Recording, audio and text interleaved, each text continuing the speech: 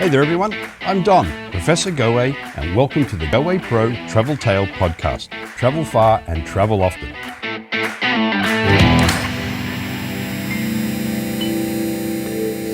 Hey there everyone, welcome to the GowayPro Travel Tale Podcast. Inspire, motivate and educate. Today as I sit here with Radesh, who is our National Sales Manager, and Linda, who is our Product Manager of Asia. Now, Linda, you're doing all of Asia these days? Because I know at one stage it was split between you and someone else. It's true. No, at this stage, I am doing all of Asia, actually. And what does Asia mean in the world of Goway? As in geographically, where are you covering? So I'm covering pretty much, if you're looking at it like that, from China all the way through Southeast Asia down to Indonesia is sort of my area, over to India and Maldives. India, Maldives. So when we hit Pakistan and to the left, as you look at the map, that would be somewhere else, as in someone else's responsibility. And do you handle Papua New Guinea, or is that with our South Pacific team? That is actually right where it ends, and that gets handled by our South Pacific team. Okay. Now, Radesh, I mentioned you're our national sales manager. I didn't designate which country, but you look after Canada, correct? Correct, yes. But you've also had some influence, or not influence, well, influence maybe.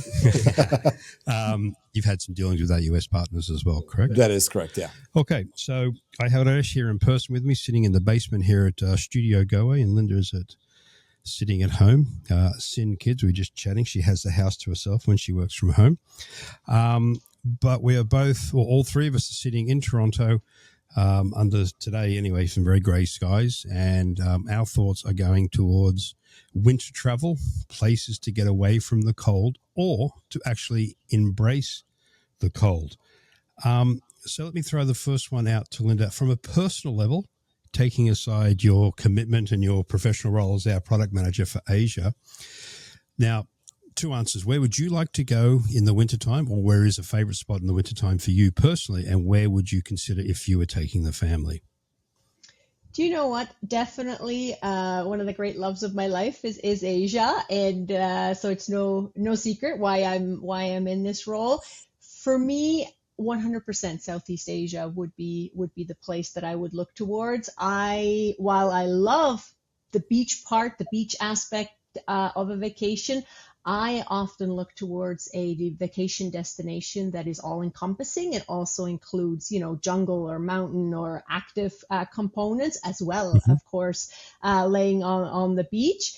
And you know what? I always think that Asia is a fantastic destination for families with children. So I absolutely have brought my kids. Actually, 2 years ago, we did Bali during their winter March break. But if I'm looking a little bit closer to home with my family, one of my favorite spots is Central America. I find Costa Rica, Panama, Nicaragua are fantastic winter playgrounds for couples, but also with families. I like to bring my kids with me, and it's a little bit closer to home. So when you look at those destinations now, Central is not south of the equator, but is obviously warmer than it is here in northern North America. Are you looking for it from the weather point of view, or from the cultural activity point of view, or both? Do you know what? Absolutely. Again, both. I am an all-encompassing vacationer, traveler, if you will. So I think sometimes for us up here in Canada, we like to get out of the cold weather. And so even though it's not, the super hot of the summer months of Central America, in the winter months, it's a beautiful climate, to be in the beach, in the jungles. So I think from all aspects, and I find the climate quite pleasant actually at that time of year, and getting out of our snowy weather. Okay. So sitting across from me is Radesh. Now, Radesh comes from the wonderful country of Romania. So I'm sure in your youth, winters in Romania were something to remember. So before I ask you where you would go now that you're based in Toronto, which I don't think the winters are quite probably as harsh as they were in Romania. I don't know. I'm not sure the comparison. Before you answer, when you were younger, where did you and your family go in wintertime, if you did get away to escape the European winter? That's a good question. To be honest with you, here's the thing: when I was young and with our family, unfortunately, we did not get a chance to travel that often because I was living in communist Romania in those days. So there you go. And I gotta tell you, winters are probably not as harsh as far as I can now remember, 30 years along the road, right? Or 30 plus years along the road. I think the one thing that I remember about Romanian winters was that there was a lot more snow than it is now in Romania. So obviously, climate change and all of that had an influence. I remember definitely enjoying the snow, definitely enjoying a lot of, tobogganing and skiing and all sorts of, winter activities. Playing soccer in the winter was actually fun, believe it or not. Yeah, that was definitely something that we used to do. Now, as I get older, I'm not gonna lie to you, I don't necessarily enjoy winter as much as I used to as a kid, and I think that probably happens to all of us. So definitely, my thoughts go towards some of the warmer destinations. Having said that, I do believe that there's something to be said about, your, how should I say this, like your, not traditional necessarily, but winter as you would sort of like envision it, vision winter wonderland that you see in the movies. And my thoughts then take me to places like Switzerland, for instance. So that would be something where I would say, yes, I would definitely enjoy winter more than I would probably enjoy it here in Toronto. But, obviously that's because most likely I would be there visiting as opposed to, working and, driving sometimes in the very interesting conditions. Okay, I'm going to take us off subject a little bit here because you brought up something which I don't think I've known you for a while now, but I don't think I realized that you grew up under communist rule in Romania. So it's not really winter related travel wise, but just out of curiosity. So as someone growing up under the communist banner, when it came to travel in general, is it something like you weren't allowed to travel? Yeah, there were a lot of hoops that we kind of had to jump through. I mean, I remember I did not leave Romania for the first 16, 17 days years of my life because there was really no opportunities for us to travel. I know we had friends that used to travel in the summer months within the former communist bloc countries. So they would go to East Germany or they would go to Hungary or Czechoslovakia or Bulgaria. Sometimes you could go to the Bulgarian seaside, for instance, which was kind of like the same as going to the Romanian seaside, but maybe you had some sort of a preference for whatever reason, but definitely not outside of the communist bloc. Right. So from a general travel point of view, your career now must be like it's literally black and white from how you grew up, where you couldn't travel or travel was not probably at the top of your thought list back then because you had other things to worry about. But now in your role, like you travel extensively. So that must be a weird situation when you sort of stop and reflect on it. It's definitely surreal at times. I'm not gonna lie to you. Yeah, yeah.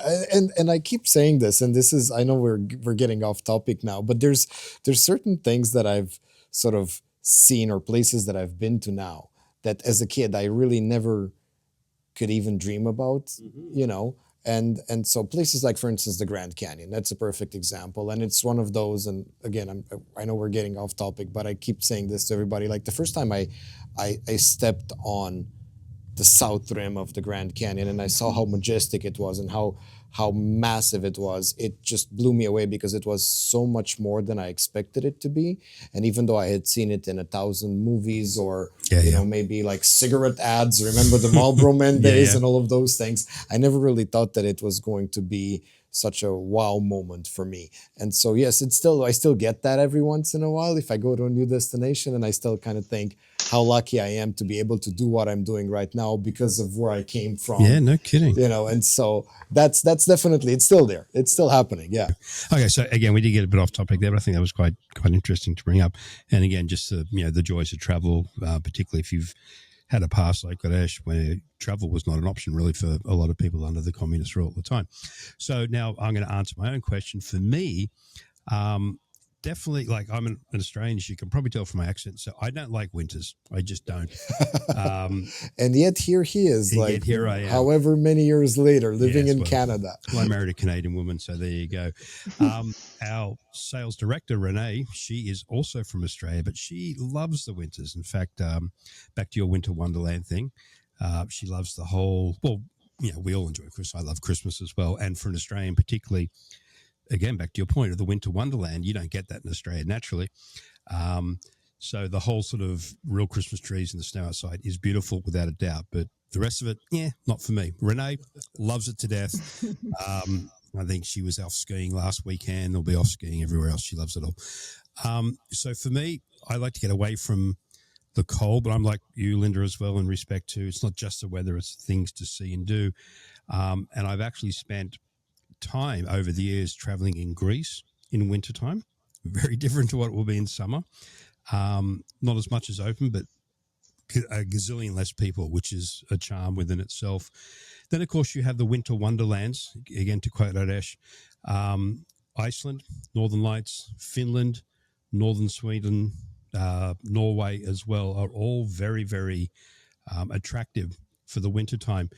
Now, those three are probably not quite as busy as a summertime getaway, but still very, very popular in the winter simply because of things like the Northern Lights. Switzerland will be another one from a winter, because a lot of people think, let's get away to the sun. I'm just looking at Don right now, and I'm thinking for somebody who just said that he doesn't like winters, he definitely has a lot of winter destinations. Exactly. Like I wouldn't go, to the northern part of Sweden, to be very honest with you, even in the summer, because it's just way too cold for me at this point. Well, the example I'll use, which I haven't been there, I have been to Finland, but not northern Finland, to a resort called Kaksalautinen, and the attraction there is again both summer and winter opportunities, but we're talking winter travel ideas here, of course, is that they have the glass igloos which you can lie in warmth and heat and comfort and then stare at the Northern Lights. So that's why it's attractive, because I'm not outside. See, I could do that. I could do. That I could put up with. But again, you then have all the obvious destinations, which, as Linda mentioned, would be Central America, South America, I should say. And what's very popular from a seasonal point of view in our winter, Northern Hemisphere, is Southern Hemisphere, which leads to something that's on most people's bucket list is Antarctica. Is a very popular destination. The average temperature in Antarctica during the summer down there is about 4 degrees Celsius. So it's not as cold as one may imagine. Then, of course, you have Australia, Southeast Asia in particular, Southern Africa.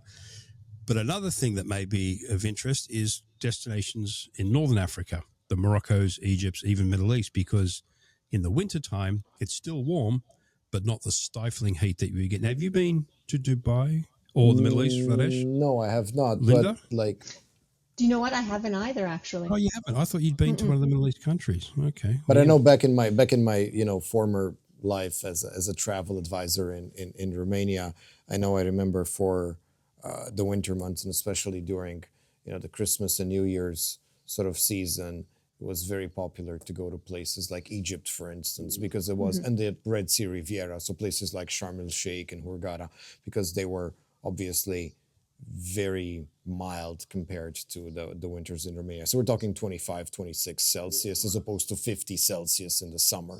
So that was one of the things that we used to sell. I know it was very, very popular. And then obviously places like, for instance, Tunisia, we used to sell a lot for the more budget conscious traveler. Yeah. So Linda, on the flip side, I know we're talking winter ideas, but just seasonally, obviously if you head down into Southeast Asia in their summer, it's going to be warm. And having been in Thailand earlier this year, at times it was very, very hot, like stifling hot, even for an Aussie boy. On the flip side, if you travel there in the winter, our summer, are you getting a bit of an easement on the temperatures, particularly in somewhere like India? No, so I would say actually winter, our winter is a fantastic time to go to India, and it actually makes the temperatures extremely pleasant. As in our winter or their our winter? So same, they're same. Yeah, so they're same as us. Our winter. It's really only, if you're talking Southern Hemisphere, sort of for Asia, we're looking sort of Indonesia, like if we're looking at Bali, for example. So Bali obviously is extremely close to the equator, so it does have similar temperatures year round, but the winter, their winter, which is sort of that June to September, is definitely peak time for the island of Bali and other parts of Indonesia, because it's beautiful weather. It's perfect temperature, whereas the winter, which is their sort of summer, can be, hot and rainy. So they actually have sort of opposite season from Southeast Asia and South Asia. So the peak time for Bali would be our summer. But with that said, I went in winter a couple of years ago. But again, I'm also a person, I prefer to go a little bit off season. I like the lower, accommodation price and the less, tourists. That's something I actually look for.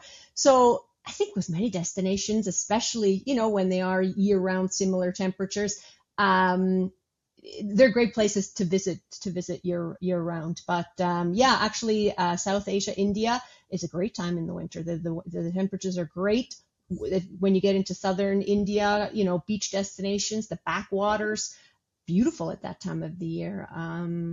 Yeah, it's a great place to go in winter. Talking Latin America, which is my sort of area of expertise, I know that high season is generally our summer, because even though most of the countries, or majority, are below the equator, so anything south of Ecuador, which actually means equator, you're looking at that sort of opposite temperatures. But many of the countries you would visit have the Andes involved, and therefore you're at altitude, so the warmth of their summers doesn't really come into play, as in it being overbearing, is what I mean. And then further south, you get into Chile, Argentina, you get further south, and it gets cooler because of the longitudes or latitudes? Latitudes, thank you. Now, again, I had to think about that one for a moment. I should probably. we got a globe right here. Yeah, we got a globe, yeah. Yeah, which is spinning now. And then, to quote Linda in regards to Bali with opposite seasons, then you have something like the Amazon, which touches on Ecuador, Peru, Bolivia, Brazil, of course, and even parts of Colombia. Depending on the country, you have different seasons down there. Again, generally speaking, it will be warmer in our summers because it's north of the equator, a lot of it anyway. So I guess what we're getting at here is, even though people may escape the winter here, seasonalities will be different elsewhere naturally, but also maybe not on a dramatic scale as a lot of people may envisage.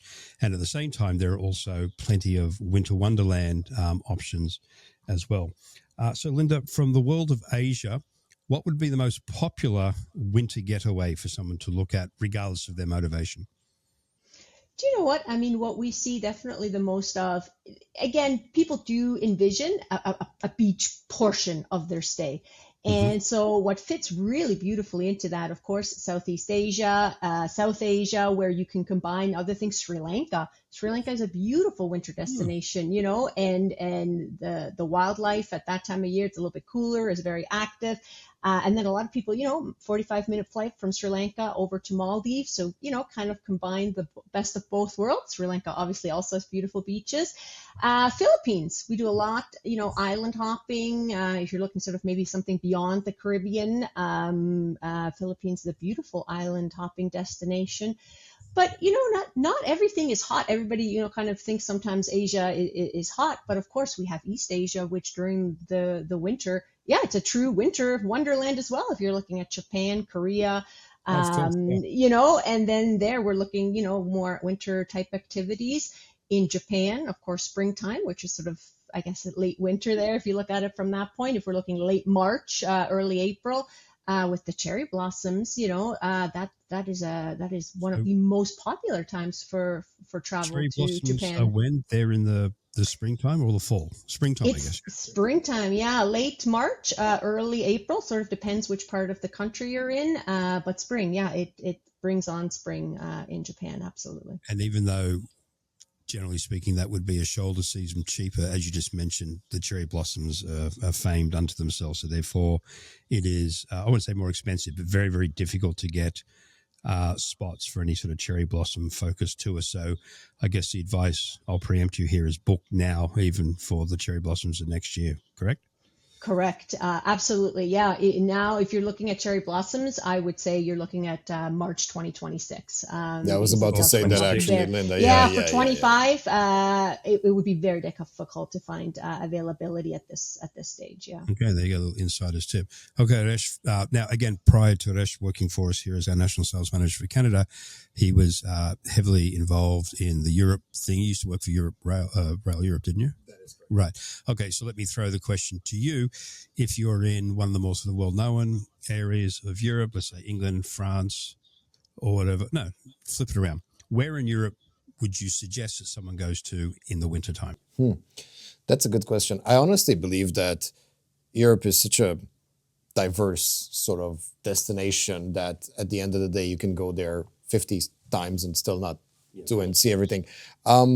I like traveling in the winter months in Europe just in general because of the crowd aspect of it. You know, if you go in any of the major sort of tourist cities like Rome, you know, obviously summers are just going to be absolutely insane. I was there this past June, early July, and I've never seen anything like this in in all of my years of traveling. It was definitely, crazy. So I do like the idea of, traveling in the off season because I do like the fact that there's not going to be as many crowds. Actually, we're going to be in Paris in February with my wife and the kids for a week because I just thought, well, yeah, it's my son's at university, so it's going to be his reading week, sort of like, and we're taking the time. There's a bunch of celebrations in the family, so we're just going to take the time to be there for a week. And I really honestly believe it's a great time to visit because obviously Paris in the summer is going to be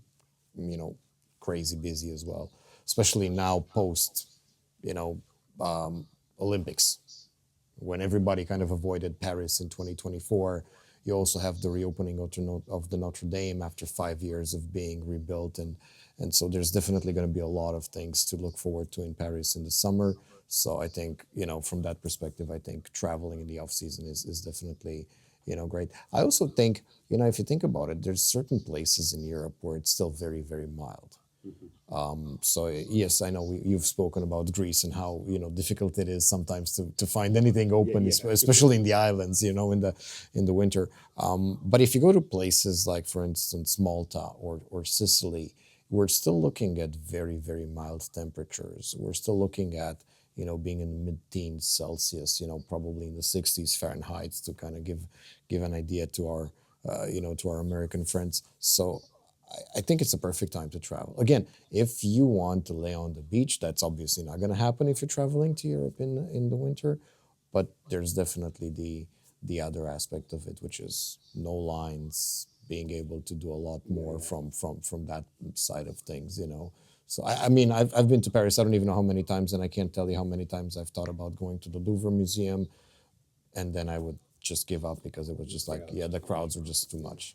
Well, again, in, I guess, southern Europe, so South Spain, Portugal, the Azores, that type of thing. That is correct, yeah. Then you're into, even though it's winter, it's still much more mild and warmer than it is here. Correct. And we do have a lot of long stays, particularly in Portugal, available as well around the world. So to segue from Europe down to down under, Goway actually led the way in long stays, which is basically it's a snowbird program, which was designed to tap into Australia's popularity during the 80s and early 90s.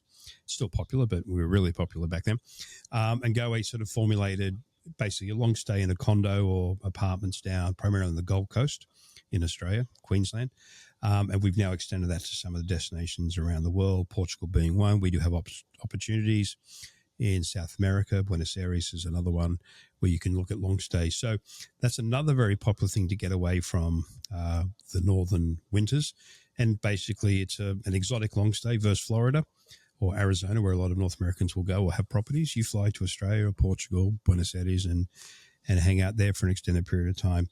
Now, within all that, again, I'm going to sort of wave the Australian flag here as a winter getaway for North Americans. Australia remains very, very popular. It is the high season down there, of course, because it is our summers.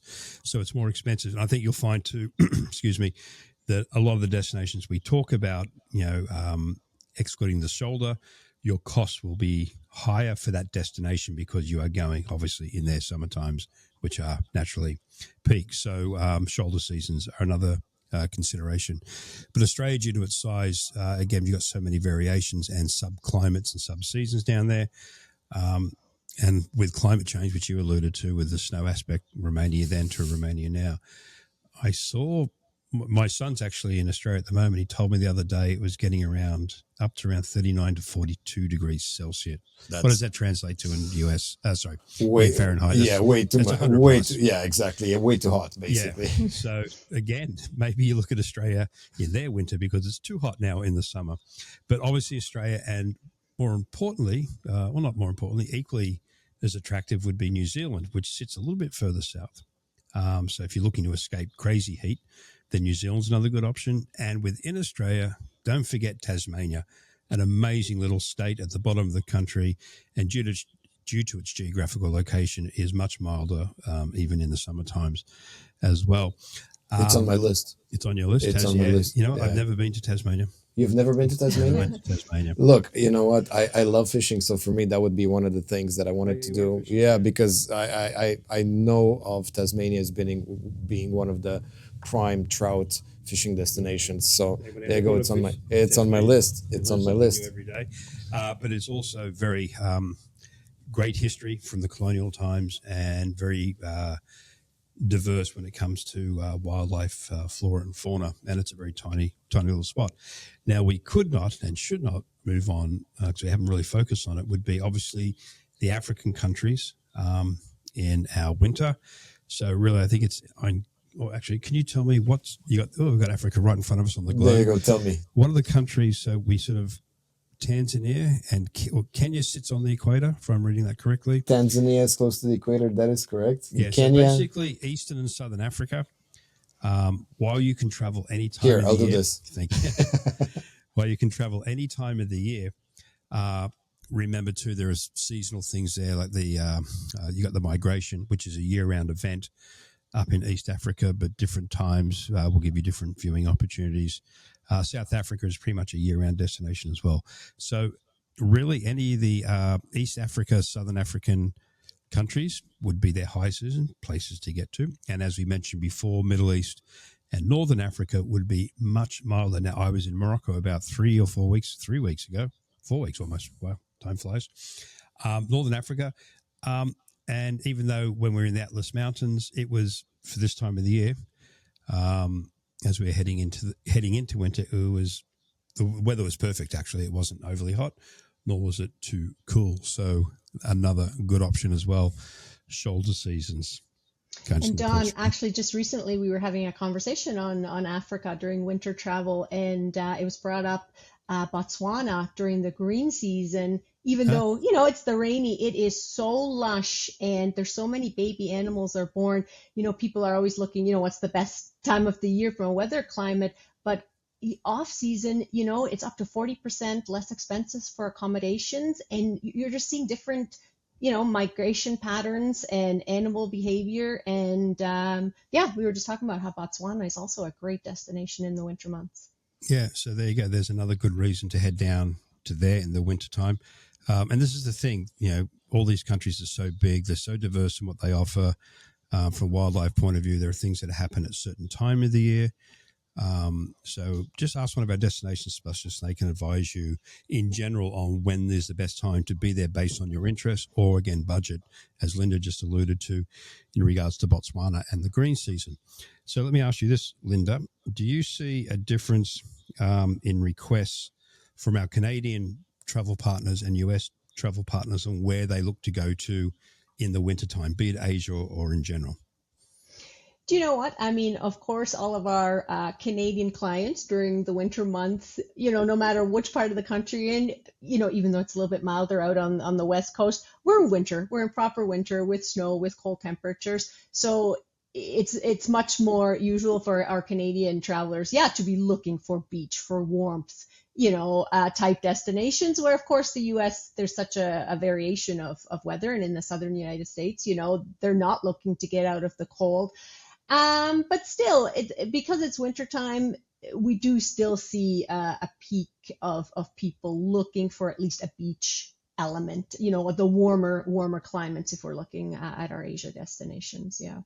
Okay, Ash, in all your many travel shows you do, Canada and the US, do you pick up a sense of a difference in requests, or do you know outright when agents speak to you about this? There's definitely a difference between what Canadians will look for and what Americans will look for. Again, with regards to what Linda was saying, it obviously depends on where you are geographically, especially when you're talking to the southern part of the United States. I have friends in Florida that crave snow, for instance, and I just keep telling them we Complete can just opposite. we can just change houses if you Yeah, want yeah. to for a few months. I'm absolutely okay with that. So there's definitely that aspect of it. I think one thing that I've noticed recently is that, and when I say recently, I mean over the last few years now, is the fact that people are looking for the experience as Hmm. opposed to the actual time of the year. So, for instance, things like the Christmas markets, which is a very seasonal event, as one can imagine. They're becoming increasingly popular for that reason. So it doesn't really matter, where you're going. It matters more the What you're doing. experience, yeah, what Yeah. you're doing and the kind of experience that you're going to go to get there. And obviously, we're not really known for what do we call it? Flop and drop, I Flop, believe. flop and drops. Yeah. Flop and drops, right? So we're not really known for that. So obviously, the large majority of our clients at the end of the day will end up, you know, going to a place, to a new destination, because they want to explore the destination. So whether that's going to be in the summer, whether that's going to be in the winter, whether that's going to be, they will do it whenever they can do it from that perspective, and they will obviously just look for the experience as opposed to, making their buying decision or their travel destination sort of like choice because of the presence of a beach, so to Yeah, speak, yeah. or the temperature, right? Right. And I think that's something worth clarifying for our travel partners out there, most of whom should know or would know that, as um, as Aresh said there, we don't do flop and drops, the all-inclusive type things. We have elements of that within trips, again, as Linda has alluded to, 10 days maybe going around southern Thailand or even northern Thailand doing all your sort of more adventurous activities, visiting the hill tribes people, seeing the elephant sanctuaries, etc. But then finishing on a beach somewhere, be it all inclusive or more boutique or even very, very rustic. But we don't do the sort of air 7 days and back. Plenty of our travel partners out there who are experts at that, and we leave that to them. Or along the lines, we don't really get involved in the big white ship cruising, which is also very popular over the winter time. And we have plenty of partners out there who. Yeah, let's not give them the time of day. Come on, Don. We're He's joking, everyone. He's joking. But we can assist with your pre and post. And Any correct. shore excursions as well. Getting back to Rash's point, where that style of travel is there. It's not what we specialize in, but the experience, what to do, is something we can definitely help pre, post, or during the shore excursions, or as shore excursions. Now, as a segue to that of US versus Canadians, one thing that we haven't mentioned is that Goway, not recently, well, I guess 4 years now is recently, coming out of COVID anyway, have launched North America. So we talked exotic locations around the world, which is what Goway is known for, but we can all now also help out people on the domestic front, so to speak. Canadians visiting more of Canada, Americans doing the same down in their country, or cross-border exploration. So you don't necessarily need to go as far, I was going to say as far as Costa Rica, it's not that far away, as far as Peru, as far as South Africa. You can head down as a Canadian into Arizona, the Grand Canyon, Wyoming, Montana, like all those options to get away from the Hawaii, for instance, Hawaii. let's face it, right? So Yeah. there's that aspect of Yeah. it. So I And- think, Go on. yeah, I was just gonna say, like, again, it just comes back to the whole point of the experience, right? A destination like Hawaii is, at the end of the day, a year-round destination, but obviously, for obvious reasons, there's a lot of Canadians and Americans that want to get away from the cold winter in their respective countries. So obviously, they will head to Hawaii, and we've seen great growth in that product as well. But yes, obviously, places like Arizona, places like Utah, the beauty of some of these national parks, right, in the winter is just absolutely phenomenal. And again, you're fighting with far less crowds than you Yeah. would be in the summer months, right? So I think that's the thing. The one thing that I will tell you is, obviously, I think there's that quintessential sort of national park experience that everybody wants to have, like going to Yellowstone, for instance, or all of the beautiful parks in Utah, for instance. And I think, again, people have to understand that the experience is going to be different. Sometimes the accommodations are going to be not available all there because obviously they're closing down for the season, but there's definitely a lot of options. And I think the other thing is it's the sense of adventure sometimes. It's like, hey, let's do this in the winter, right? Oh, yeah, for sure. And again, I think that's important to point out where we are talking or focusing on the national parks, particularly Utah. But they get snow down there as well. So For sure. again, it won't be the same warm, fuzzy experience, so to speak, as you get in summer. But again, if you choose it sort of shoulder, again, the crowd issue is becoming more and more of an issue worldwide for every destination. Correct. I had that conversation when I came back from Thailand with Linda here about certain areas of Thailand which were just getting busier. And it's just the way of the world. And I've seen it all spots. Again, when we're talking about Europe, with Urash, you alluded to that when you were in Rome before as well. So definitely winter is a good time. If crowds are not your thing, then one, private guided is the way to go, which is what Goway does. But two, look at your shoulder winter seasons for less people in most of the destinations around the world. So another aspect of when people are traveling and looking at their destinations is they'll look at the classic famous sites. So Machu Picchu in Peru. Of course, you go to Peru for the first time, maybe the only time you want to do that. You go to southern Thailand, you probably want to hit one of the famous islands, Koh Samui, Phuket, Koh Phangan, etc. That's sort of on your radar, or up north as well. Europe, Eiffel Tower, Louvre Museum. There are so many things to list there. Yes. But let me ask this of Linda first.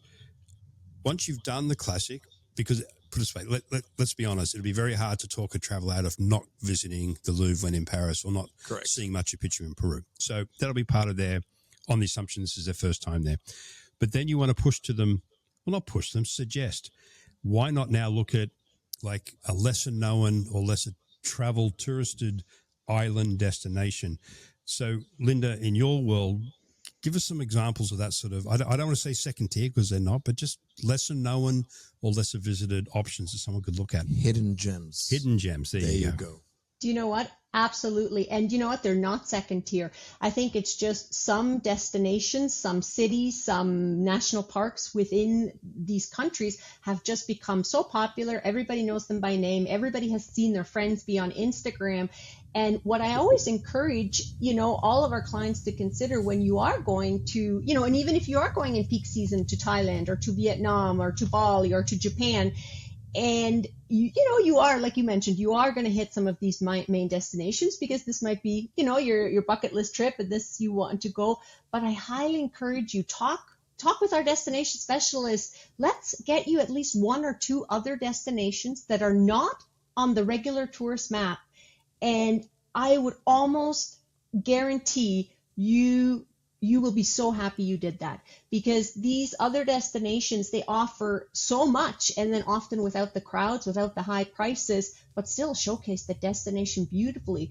If we're talking southern Thailand in winter, there's so many islands in Thailand, even Vietnam, that are just far less visited. And if you just add one or those two easily to an itinerary, and then you still get the Phuket or the Krabi, the Koh Samui that you want to see, and then, have something else, and it's just a different experience. And I think it really balances out a vacation beautifully to see lesser known destinations.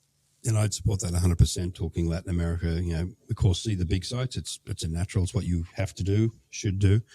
But ask our destination specialists who exactly that. They know the other spots that are worth doing as part of your itinerary, which will give you less crowds, probably cheaper, and experiences that not a lot of people will have, which I think is becoming more and more important these days as well. People are looking for the different things to do. So back to Radesh's point of what to do versus where to do it almost. So let our destination specialists use their skills and pass on what would be, again, a customized itinerary built just for your travel partners. Radesh, is there anything else you'd like to add to our winter travel ideas conversation before we bid adieu?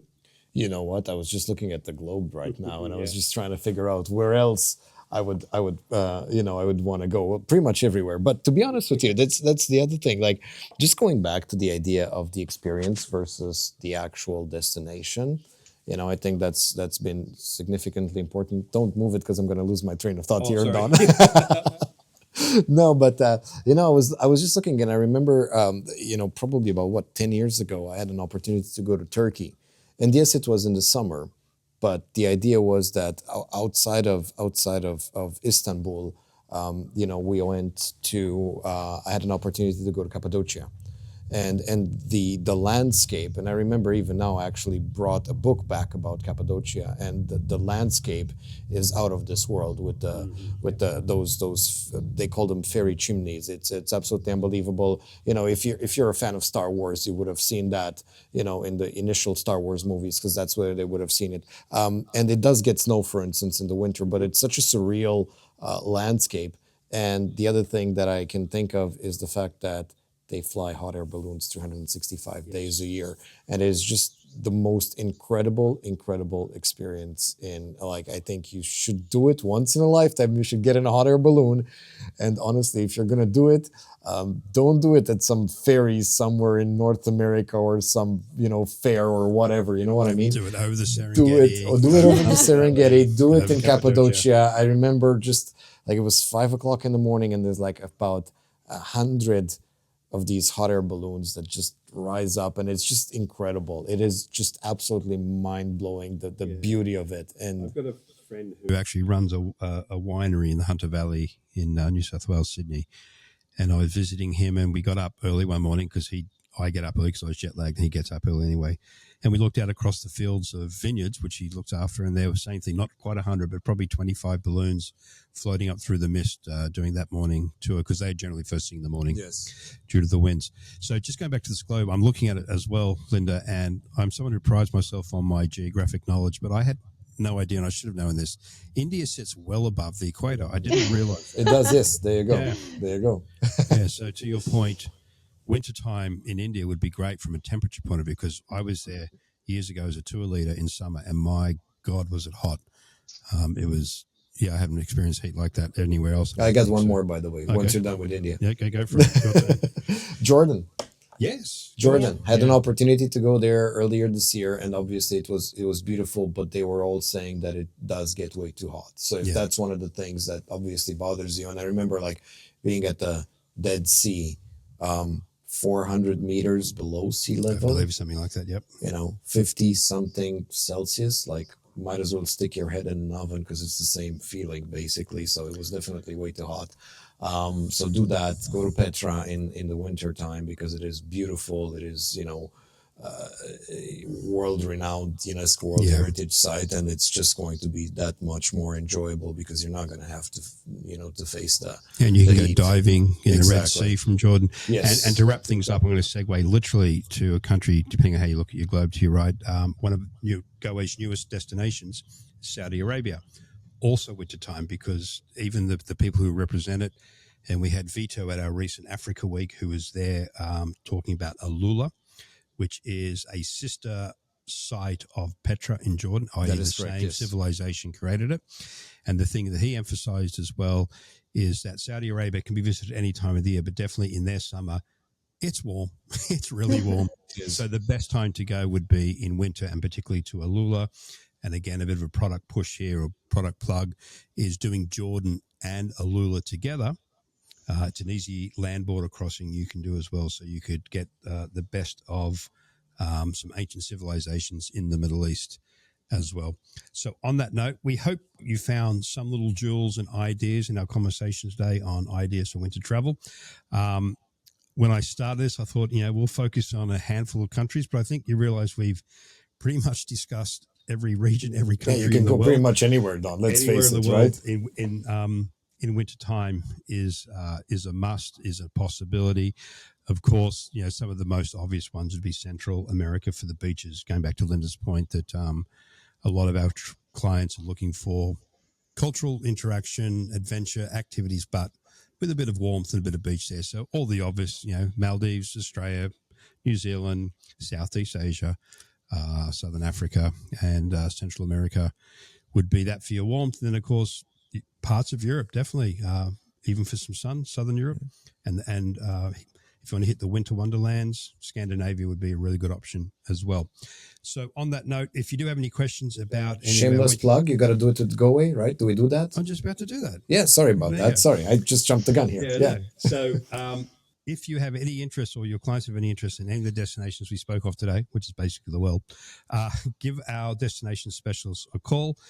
As Linda mentioned, they know all the big sites naturally, but they know all the other little hidden gems that they can add to your itinerary, and we're more than happy to put together for you a winter escape or a summer escape or an escape in general any time of the year, because that's what Goway does. We customize the world for you. We hope you enjoyed today's little conversation. I'd like to thank Linda for her time today, and also Radesh for coming into the office, because he's normally out on the road talking to all of our travel partners out there. So on that note, thank you, Radesh. Thank you so much for having me, Don. No worries. And Linda, thank you very much for your time. Absolutely. Thank you for having me. Thanks, everyone. We'll talk to you soon. All right, we're good. And We're done. Shut her down.